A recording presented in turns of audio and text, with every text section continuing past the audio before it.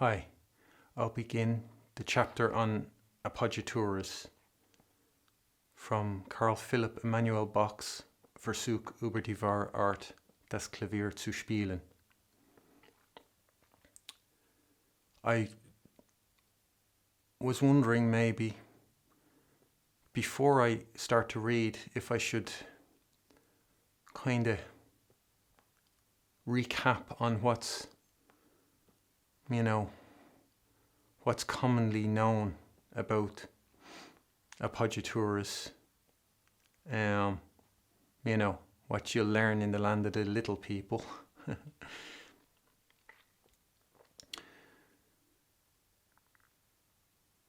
Just to, for a comparison or for the scale relation. And you can correct me if I'm wrong, but what I'd say is what people are taught is that an appoggiatura takes up half the value of the note. So that's the one thing you'll learn in your lesson, in your university, in your elite university. The other thing you'll learn is that they're small little notes. Very often, most people connect them with a Mozart sonata, where you'd see them probably most. So that's the other thing you learn. The third thing would be that they're written in so you or anybody playing them doesn't ornament those notes. That's why Mozart will have written them in, so nobody ornaments them. And then if you're really advanced, like sophisticated and getting the best, you might be told by your professor that it's you lean in on the note, because appoggiatura is to lean, so you lean in on the note, and that's the other thing. And then if you're really if it's really top notch, you'll learn that as well, that the appoggiatura takes up 2/3 of the value of a note of unequal length. So that might be a dotted crotchet or a dotted quarter note. So that's basically it. It's a short chapter.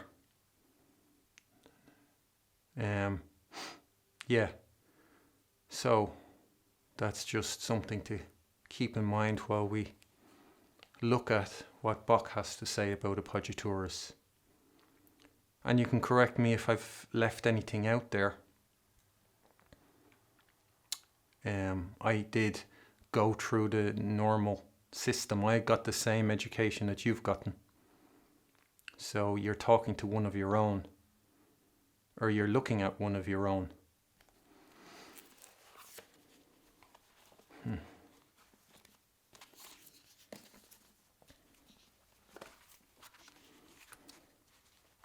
So, zweite Abteilung von den Vorschlägen. Die Vorschläge sind eine der nötigsten Manieren. Sie verbessern sowohl die Melodie als auch die Harmonie.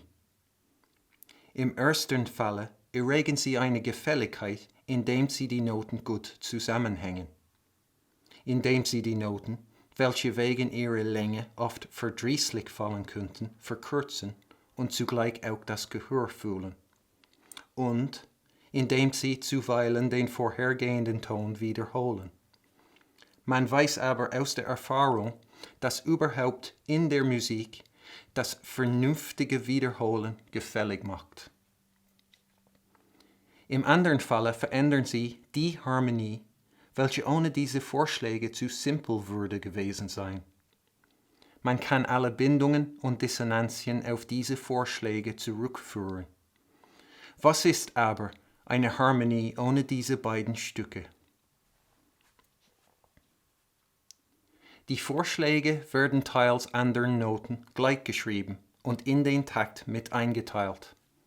Teils werden sie durch kleine Nötchen besonders angedeutet, indem die größeren ihre Geltung den Augen nach behalten, ob sie schon bei der Ausübung von derselben allezeit etwas verlieren. Das wenige, was etwa bei der ersten Art Vorschläge zu bemerken ist, werden wir am Ende anführen und uns bloß jetzo mit den letzteren bekannt machen. Beide Arten gehen sowohl von unten in die Höhe als von oben herunter. Diese kleinen Nötchen sind entweder in ihrer Geltung verschieden oder sie werden allezeit kurz abgefertigt. Vermöge des ersten Umstandes hat man seit nicht gar langer Zeit angefangen, diese Vorschläge nach ihrer wahren Geltung anzudeuten, anstatt dass man vor diesem alle Vorschläge durch Aktteile zu bezeichnen pflegte. Tab 3, Figur 1. Damals waren die Vorschläge von so verschiedener Geltung noch nicht eingeführt. Bei unserem heutigen Geschmack hingegen können wir um so viel weniger ohne die genauen Andeutung derselben fortkommen, je weniger alle Regeln über ihre Geltung hinlänglich sind, weil allerlei Arten bei allerlei Noten vorkommen können. Wir sehen zugleich aus dieser Figur, dass die Vorschläge die vorige Note zuweilen wiederholen, A, zuweilen auch nicht, B, und dass die folgende Note hinauf und herunter gehen und springen kann. Ferner lernen wir aus dieser Abbildung zugleich ihren Vortrag, in dem alle Vorschläge stärker als die folgende Note samt ihren Zierarten angeschlagen und an diese gezogen werden. Es mag nun der Bogen dabei stehen oder nicht. Diese beiden Vorsichten sind dem Endzwecke der Vorschläge gemäß, als wodurch die Noten zusammengehängt werden sollen. Man muss sie also, so lange, bis sie von der folgenden Note abgelöst werden, aushalten, damit sie gut binden. Der Ausdruck, wenn eine simple leise Note nach einem Vorschlag folgt, wird der Abzug genannt.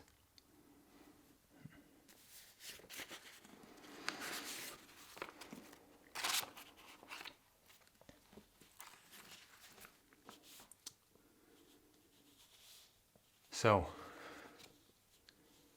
I'll have a look at the examples. I'll go through the examples.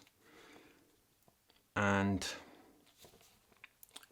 I just want to say, first off, that Bach calls, when he in that last paragraph, when he's talking about how the Appoggiaturas are performed,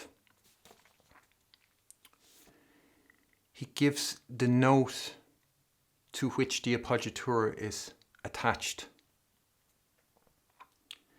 That moment or that occurrence when is the note that comes after the Appoggiatura is played, that's so important. It's given its own term, and that term it's given is the Abzug. And there's not I don't think there's an adequate translation really for it. Like, yeah, you can call it pull off, but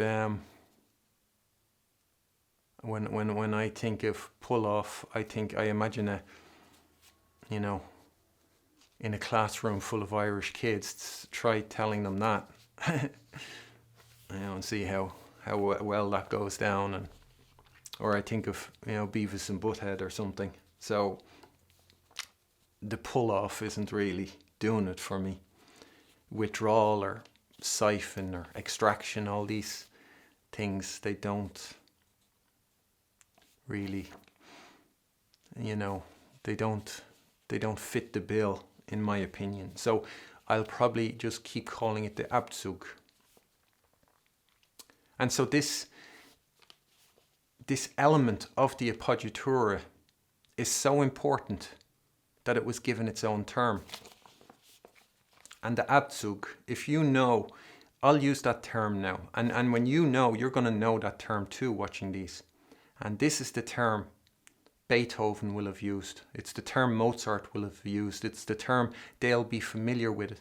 They will understand the Appoggiatura, and an Appoggiatura that places so much importance on the note that's drawn off the Appoggiatura that it's given its own term. Something which is not done in English, in the English understanding of music, or in English terms, at least not that I can think of. So it's very important. And Bach stresses again about hanging the notes together well. He stresses that. Once more, he mentioned it again in the first paragraph about one of the first things that the Appoggiatura does. So we are understanding how he feels, how he thinks about it. And that whole first paragraph is a glimpse into Bach's good taste. And like I was saying in that video called Taste, the last of the previous chapter on ornaments in general, and we get that good taste is the actual, what you'll use as a performer, as a composer, in the detail. And that first paragraph is a glimpse into Bach's good taste. And you can, if you recognize or consider the significance of the words of those first paragraph, you can actually, what you're getting a glimpse into is into the mind of Bach, into how he thinks, how he sees the music, how his critical thinking, which will be tied to his good taste, works. And that he's noticing notes that because of their length, that can become tiresome because of their length, are shortened by the Appoggiatura. So he'll be, you can think might be looking at his own composition and thinking, now that note's too long, I need to shorten it.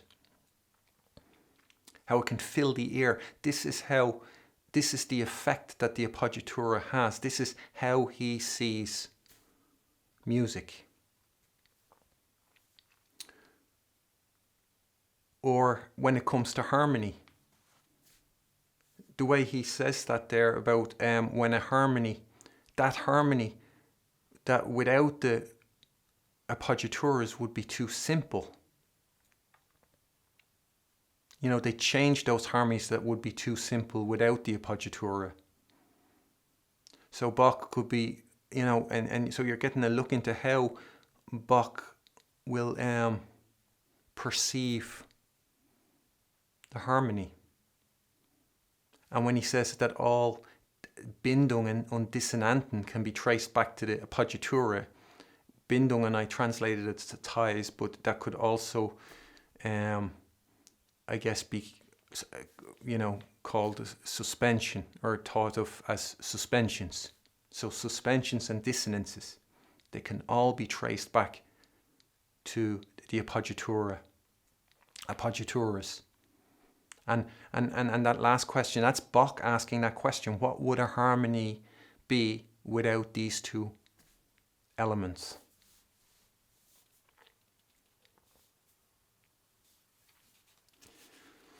And just paragraph 2, he says that there's, you'll get notes written out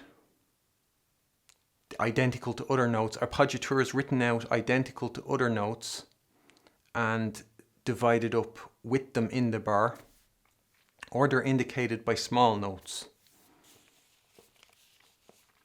And an example of that you will find, in Mozart's piano sonata in A minor, K 310, that famous one, or well-known one, and in bar 15. And so what you have in bar 15 is an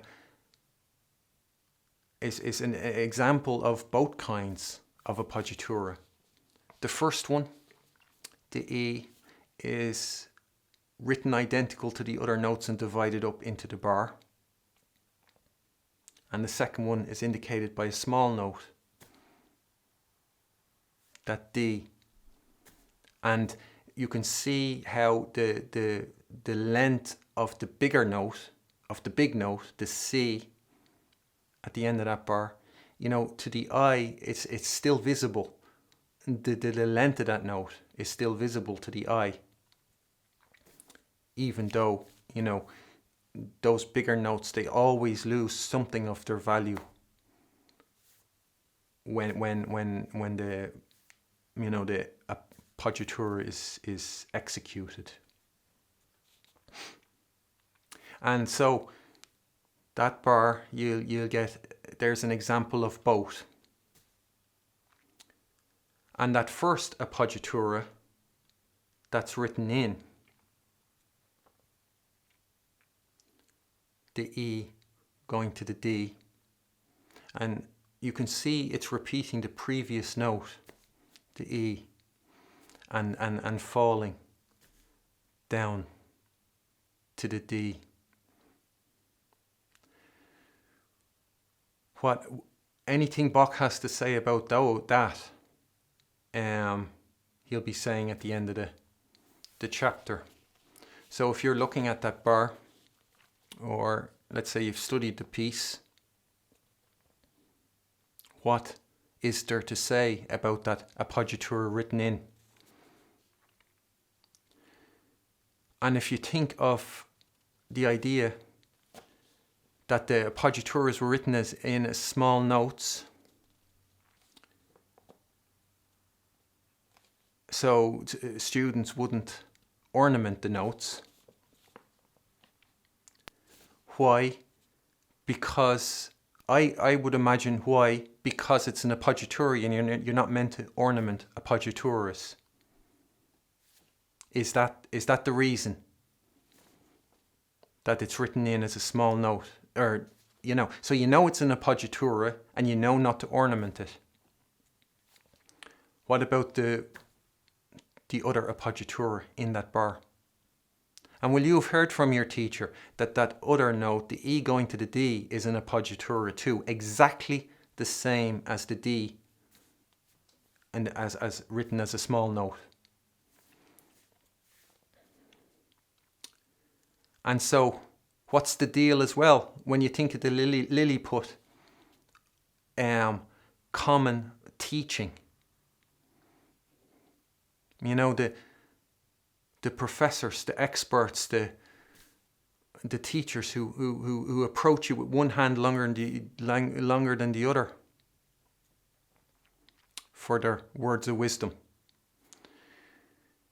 How am I meant to understand it? That D is written in like that, so it's not ornamented. But if you can't ornament appoggiaturas, you can't ornament the E either, because that's an appoggiatura too. It's exactly the same as the D. They're both appoggiaturas. So does that mean you can ornament the E because it hasn't been written in as a small note, or you can't because it's an appoggiatura?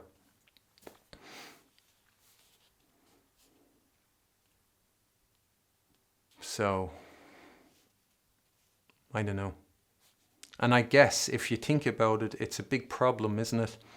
I mean, it's probably a nightmare that every piano teacher has gone through. You forget to tell your student, let's say they're learning their first Mozart Allegro movement. You forget to tell them that they are not meant to ornament those small notes. And they come back the next week, and then that Allegro is full of trills, full of turns, full of mordents, inverted mordents, all manner of ornaments. They have dotted that movement full of ornaments as they play, because you forgot to tell them not to do it. I'm sure, everybody's encountered that problem. It's probably it's widespread. You better make sure you tell your students not to ornament those notes, because they'll just go to town if you don't. It's probably the most common problem around. So you can see how relevant, how necessary that nugget of wisdom that is being taught actually is, because it is addressing a huge problem,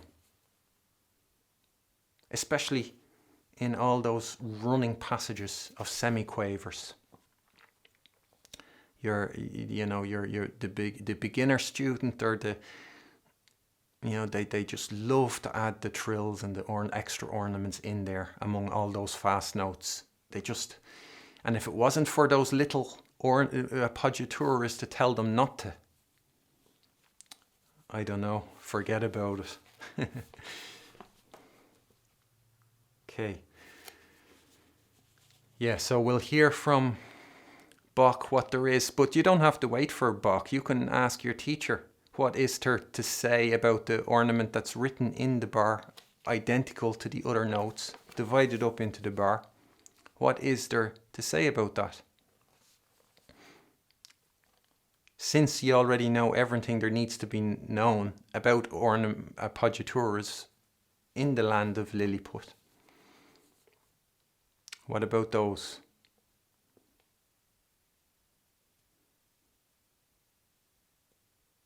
And how come before now there was only one Appoggiatura in that bar? How come now all of a sudden there's two Appoggiaturas in that bar? It doesn't matter. If I'm, when I'm doing these, I'm like trying to imagine who I'm talking to. And I know there's those of you out there who are interested in the truth, interested in the correct answer, interested in learning, interested in escaping the cage, and that you are quality people and you want to learn. And then I know there's the experts, the professors who click on thinking they know it all, and just like I read in that last one, they're looking to applaud the cult of themselves. So if I get intense or something, those of you of quality, it's me talking to those other people, and you get to watch it. I'm not talking to you. All this is, you can use all this, what I'm saying. This is information. This is the truth. This is information that helps. So I just wanted to say that. So I look at the examples. So the first one of figure 1, this is showing how an appoggiatura is performed. And what you have is that, so it's written in, the appoggiatura is written as a semi-brief. I don't know what that is in the other terms. I suppose a whole note maybe, or something like that. But when it takes up a whole bar, I mean, generally, it's a semi-brief, I think. Well, you can anyway see it there. That's what I'm talking about. That's C. And so the principal note is a dotted semi-brief.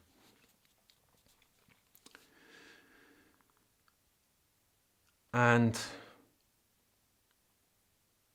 so Bach says that, you know, it's only recently we've begun to indicate the appoggiaturas with their true value, and before that there weren't appoggiaturas of such varying values. So the diversity of appoggiaturas didn't belong to the previous taste. Not good taste, but taste, the choice, the type of music we choose, and not the good taste we employ when we're interpreting or performing or composing. So before they were, all appoggiaturas were just indicated with 8 notes or quavers. And with today's taste, Bach's talking in 1753, today's taste, there's so many appoggiaturas of so many different lengths that it would be impossible, like when as little as the rules in terms of the length the appoggiatura should be, as little as that suffices, we're even less able to progress without the true length of the appoggiatura being indicated. And if you think of that, do you not find it funny that Bach says that in 1753?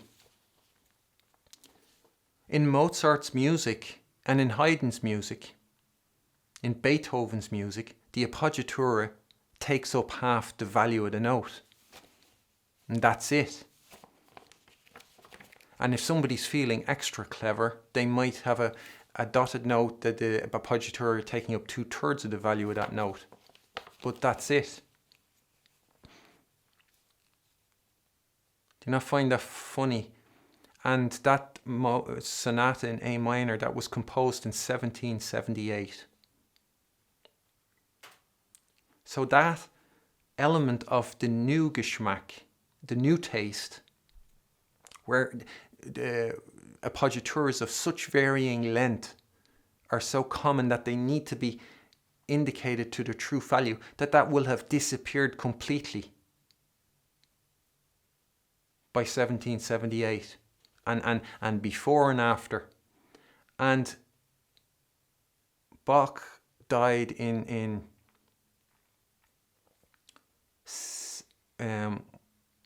when did he die? 1788, Bach died. Mozart met Bach towards the end of his life when he said that about him being the father, and that anybody who knows anything at all about music knows it because of him. And anybody who doesn't admit this is a do you not find it funny that it disappears completely? That. And Mozart died in 1791, so 3 years after Bach died. And even though they lived simultaneously, that idea of having appoggiaturas of such varying lengths is completely absent in Mozart.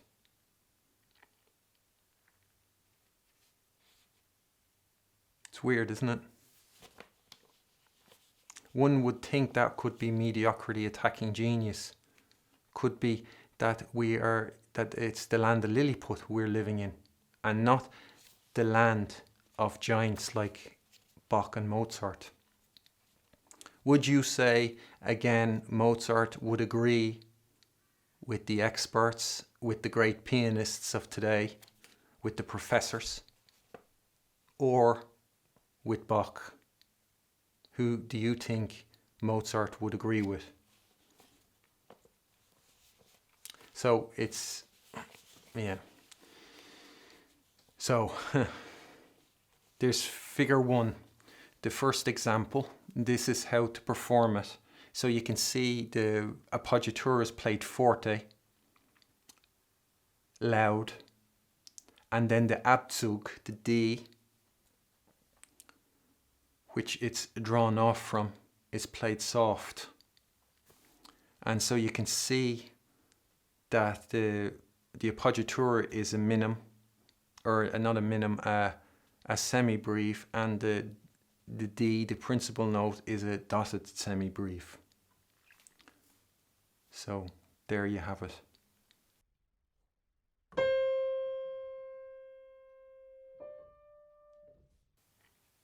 And the Abzug, this drawing off, you know, he says, there's a bow or a slur or an arc, whatever you call it, that tie symbol or slur symbol, slur sign, whether that's there or not. The second note is drawn off the Appoggiatura. This is very important. It's so important it gets its own term, the Abzug. It's drawn off. So the notes are joined, and it's to and the end goal, he stresses it again, the end goal is to hang the notes together. This is your understanding of this, your ability to hear that is good taste. And you need those elements of virtuosity that I've shared. You need that golden sound. You need that rhythm.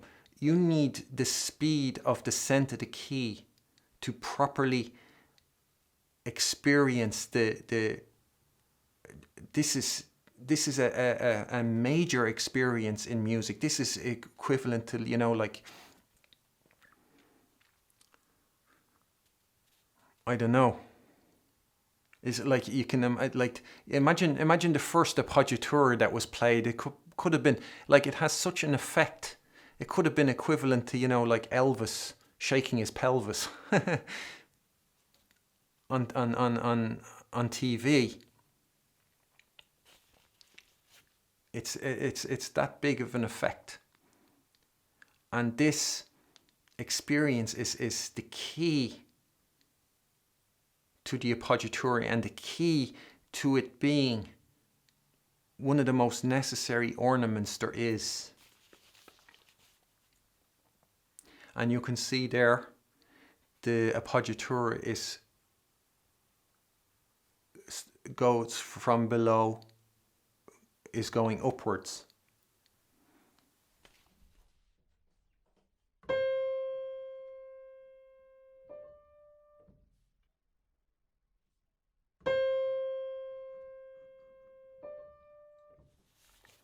And the next one, again, Bach is showing the performance of it, its execution. So it's a semi-breve, the main note, the B, and the Appoggiatura here is a minim, a half note maybe, or a second note, a quarter, a half note maybe it's called. So it's basically taking up half the value. And that's played loud. And the B, it's this Abzug. You're drawing it off, you're siphoning off that Appoggiatura, and they're connected. Whether there's a slur sign there or not, they're connected. And you can see in that bar 15 in the Mozart Sonata, doesn't matter that there's no slur sign there on the D Appoggiatura. That's irrelevant, because what they do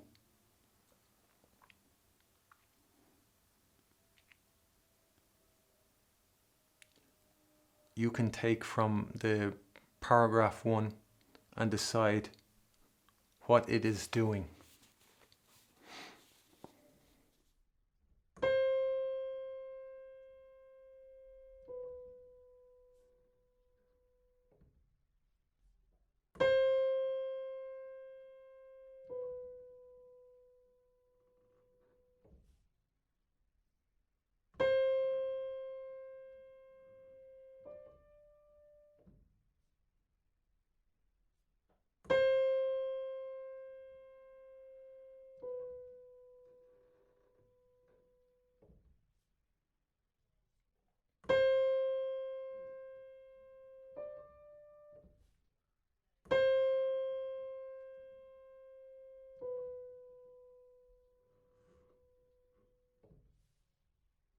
So here's figure 1A, the first example in that.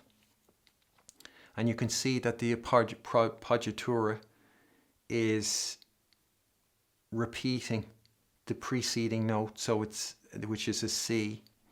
So it's a C again.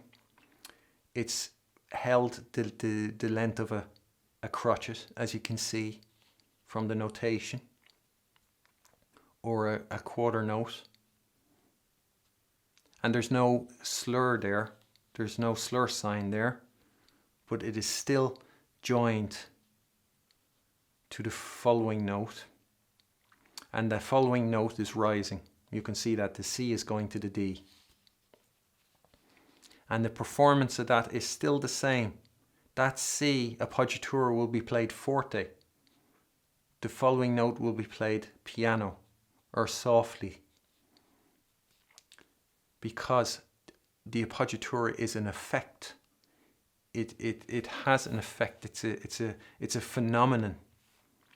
They're not notes.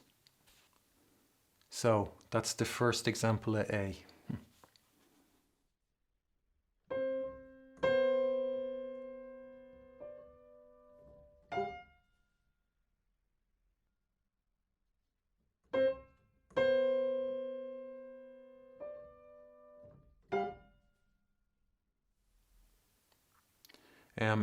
On the piano, the C doesn't stop sounding after it, so that's a bit of a nuisance. Second example of A, you can see again the appoggiatura is repeating the preceding note, and it's a quaver or a eighth note. And again, it'll be performed forte piano, the Abzug. This phenomenon of an Abzug is happening every single time you play an appoggiatura.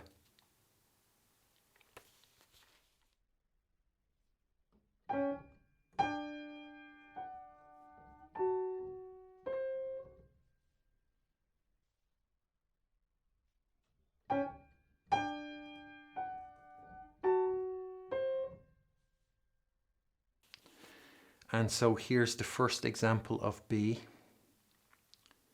And you can see this appoggiatura, which is an F, it doesn't repeat the preceding note. And that lasts a crotchet. That's a crotchet in length.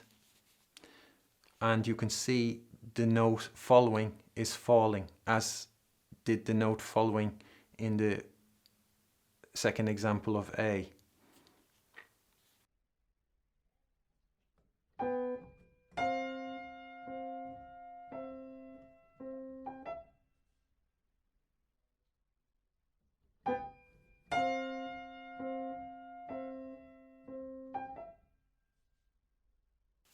Okay, the next example, you can see the appoggiatura is the length of a quaver, the A. It's repeating the preceding note, and the following note is jumping, this time up to the F.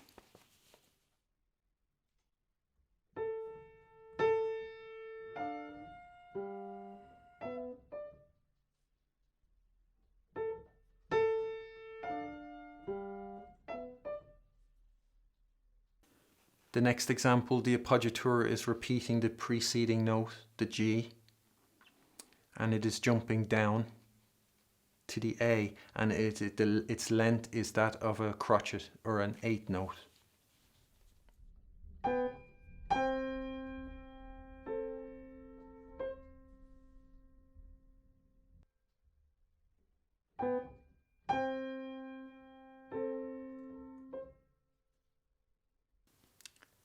The next example doesn't repeat, the appoggiatura doesn't repeat the preceding note, and its length is a quaver. Oh, and the note following is falling a step. So the B is going to the A.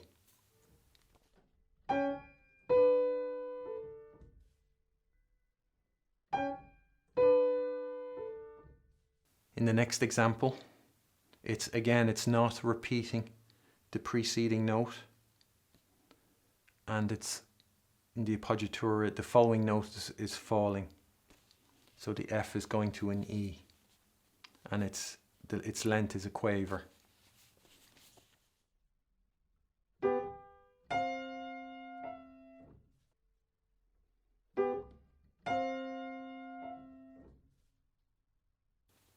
And then the next one, you can see the value of the note is a semiquaver. They're not repeating the preceding note. I mean, you can say that about the second one, the A, connected with the G.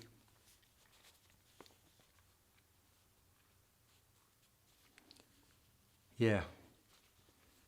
And these, in the example, I'm going to play these short. This is not so clear in Bach's, you know, what you get in the book of the original tab. It's very small, and so it's very hard to see exactly how many stems to be absolutely 100. I'm sure, I'm fairly sure they have it correct there in the book. But it's hard to really know, do those appoggiaturas have 3 stems on them or just the 2?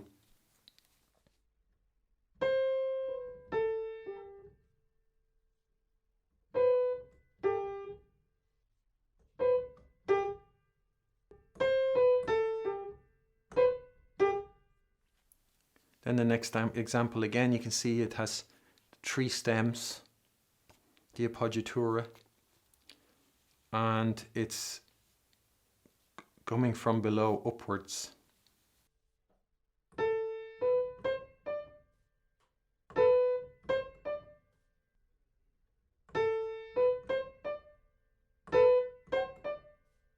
And the last example, it has 4 stems, just like the last 2 notes of that example, and it's coming from above, going downwards. And yeah, I'll play it short.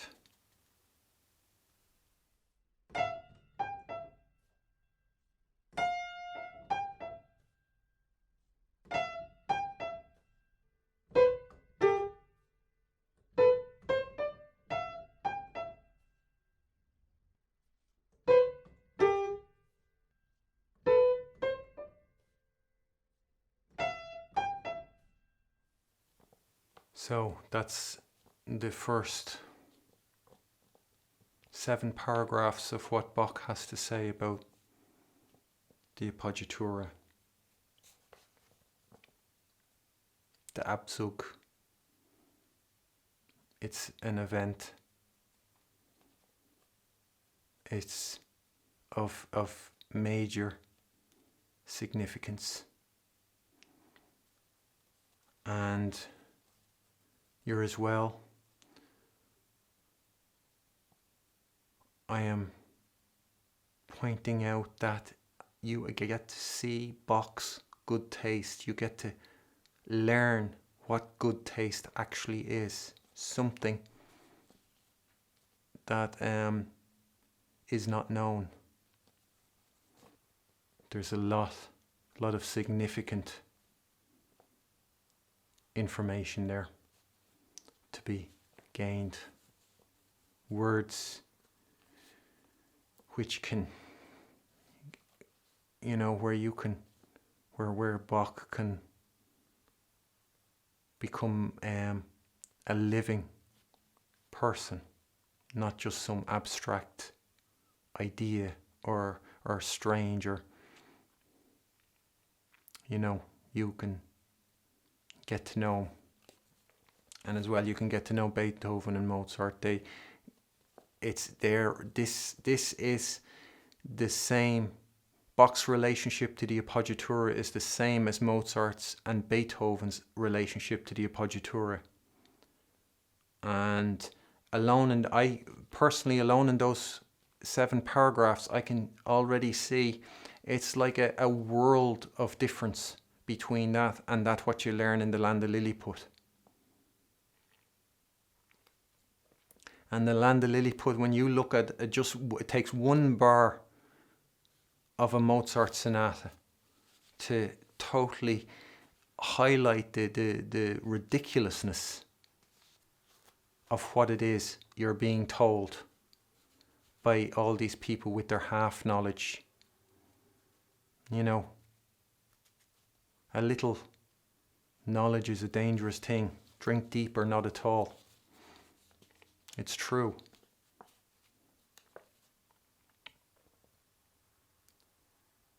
Explain how many small notes are in a Mozart sonata movement. Appoggiatura is indicated by small notes. Let's say there's 20. That means those 20 notes you can't ornament, but the hundreds of other notes you can. You can ornament every single other note other than those 20 notes. Those 20 notes Mozart thought, no, I don't want anybody to ornament those. So you can ornament every note except that. Is that what that means? Does that make any sense? Is that of value? Are we talking about intelligent people? Or are we talking about, people who say things that they've never questioned, that they've never thought about, that they've never considered? Because you only need to consider that bar to realize that guide is useless.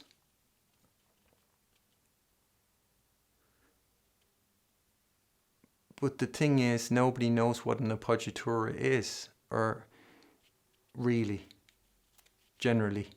And the people nobody will have known that E is an appoggiatura. And there's a reason it's written out, divided up in the bar. Mozart knew you could do both. You could indicate them with small notes, or you can divide them up in the bar. And why would you write an appoggiatura with a identical to the other notes and divide it up with them in the bar? Why would Mozart do that? If you've been propagating that Lilliput explanation, explain it then. Explain why Mozart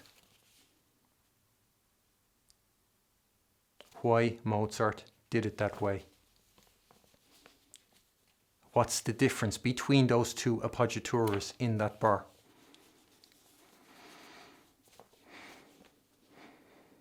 Okay, well, maybe there's food for thought there. Thanks. Bye.